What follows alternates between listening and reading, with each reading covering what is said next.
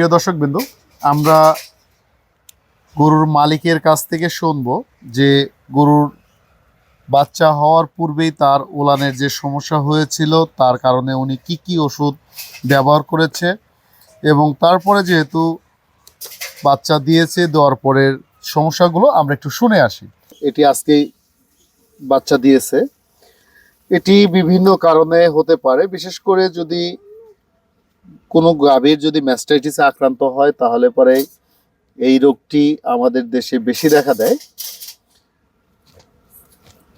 এটার টিটের যে ক্যানেল আছে সেই ক্যানেলের ঠিক মাঝে ফাইব্রোসিস টিস্যু হয়ে এটি ব্লক হয়ে গিয়েছে।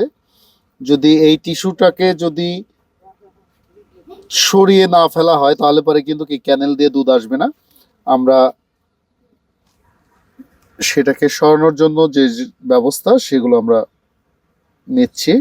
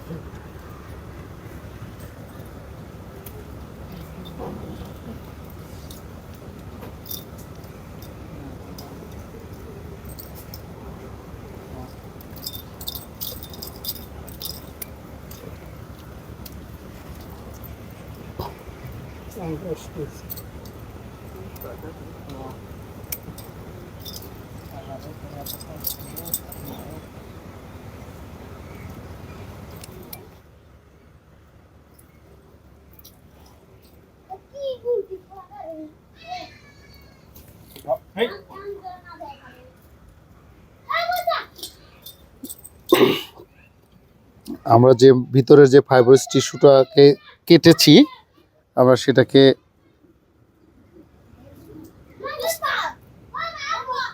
সিলিটার দিয়ে দেখো ঠিক আছে কিনা।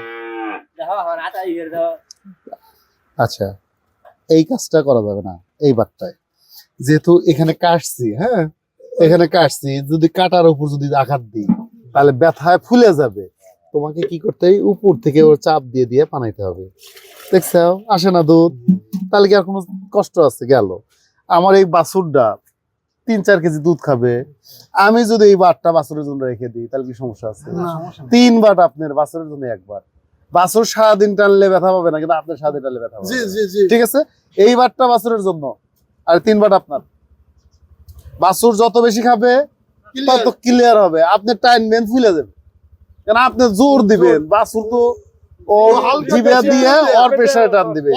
বাছুর যখন ওলানে দুধ টানবে যত ব্যথা পেক না কেন ব্যথা মনে হবে না, কিন্তু আপনি হাত দিলে ব্যথা পাবে। ঠিক আছে, আপনার কাজ হবে এই বারটা বাছুরের জন্য আর ওই 3 বার আপনার, তাহলে ওলান ভালো হয়ে যাবে। কোনো ভয় নাই। এই যে রক্ত আসতেছে ভিতরে কাটছি, যে কোনো রক্ত আসতেছে, এটা কোনো বিষয় না। ঠিক আছে, এই যে ক্লিয়ার। হ্যাঁ প্রিয় দর্শকবৃন্দ, আমরা অপারেশন করেছি, করার পরে আমরা দেখাচ্ছি একদম ক্লিন দুধ এসেছে, একদম ক্লিয়ার। বাইরে বাইরে যেহেতু আমরা এখানে অপারেশন করেছি সেহেতু আমাদেরকে একটু অ্যান্টিবায়োটিক এবং পেইন কিলার ব্যবহার করতে হবে যাতে সেকেন্ডারি ব্যাকটেরিয়াল ইনফেকশন না হয়।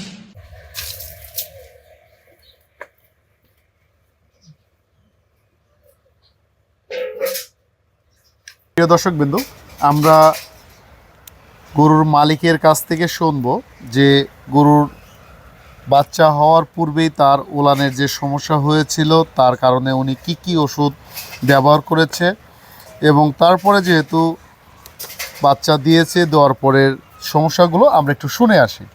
আচ্ছা, আপনার এই গরুর যে উলানটা ফুলে গেছে কতদিন ধরে ফুলছে? বিয়ানোর 5-6 দিন হলো। 5-6 দিন, বিয়ানোর 5-6 দিন আগে থেকে ফুলে গেছে।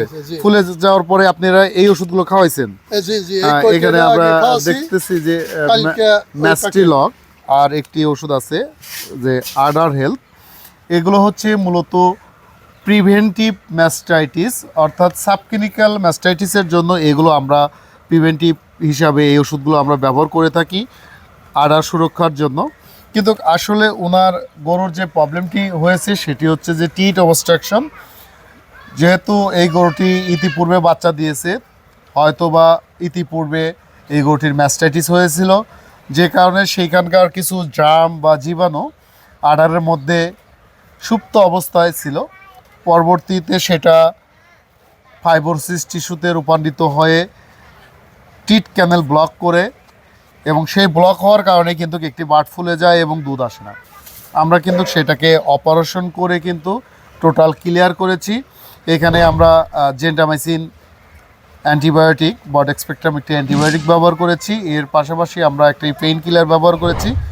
অ্যান্টিবায়োটিক আমরা 5 থেকে 7 দিন ব্যবহার করব এবং পেন কিলার সর্বোচ্চ 2 থেকে 3 দিন।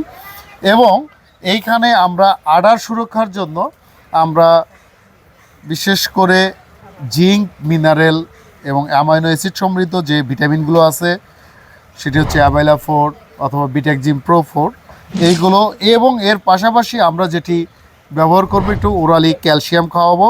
কারণ আমরা অ্যাভাইলা 4 কেন ব্যবহার করব, কারণটা হচ্ছে এই আডারের পাশাপাশি এই গরুটির আরেকটি প্রবলেম আছে, সেটি হচ্ছে গরুর প্রত্যেকটা খুর ক্ষয় হয়ে গেছে। পরবর্তীতে কিন্তু এই গরুটি কিন্তু লেমিনাইটিস রোগে কিন্তু আক্রান্ত হবে। এবং সবচাইতে খারাপ যেটা হচ্ছে যে খামারির সবচাইতে ক্ষতি হয় লেমিনাইটিস হলে, কারণ লেমিনাইটিস হলে পরে গরু হাঁটতে পারবে না, অসুস্থতা থাকবে সব সময়ের জন্য। দেখা যাবে যে পরবর্তীতে দুধ কমে গেছে এবং স্বাস্থ্যহীনতায় ভুগতেছে। তাই আমরা একের সাথে আর একটা রোগ কম্বিনেশন করে, যেহেতু এটা কমপ্লিকেটেড, তাই আমরা কম্বাইন্ড ট্রিটমেন্টে আমরা এই গরুটিকে ট্রিটমেন্ট দিয়ে রাখতেছি, যাতে খুব দ্রুত আরোগ্য লাভ করে। প্রিয় দর্শকবৃন্দ, যদি আমাদের এই চ্যানেলটি ভালো লেগে থাকে তাহলে অবশ্যই সাবস্ক্রাইব করুন এবং কমেন্টস, লাইক, শেয়ার করে আমাদের সাথে থাকুন। আজকে এই পর্যন্তই। সবাই সুস্থ থাকবেন। আর যে কোনো পরামর্শ প্রয়োজন হলে আমাদের যে নাম্বারটি দেওয়া আছে সেখানে আপনারা যোগাযোগ করতে পারেন। আমরা চেষ্টা করব সর্বদা আপনাদেরকে সেবা দেওয়ার জন্য। ধন্যবাদ।